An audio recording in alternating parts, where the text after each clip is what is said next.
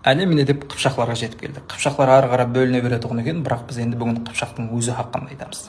Демек, бірінші мақал Қытайдан өткен шер жоқ, Қыпшақтан өткен ер жоқ депті.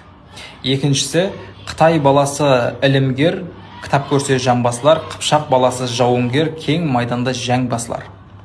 Үшіншісі, Қытай даудалар, Қыпшақ жаудалар.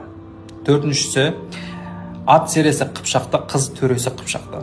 Бесіншісі, Қыпшақ қылыш үстінде сөйлесер деген. Алтыншысы, 90 тарау тор Қыпшақ, толы жұрттан зор Қыпшақ депті. Енді ақырғысы ұлумалық берілген, бірақ одан жоғары қызларға һәм жігітлерге айтылған. Менің ұлума түсінігім Қыпшақлар жауынгер болған, батыр болған, яғни білегі беккен болған.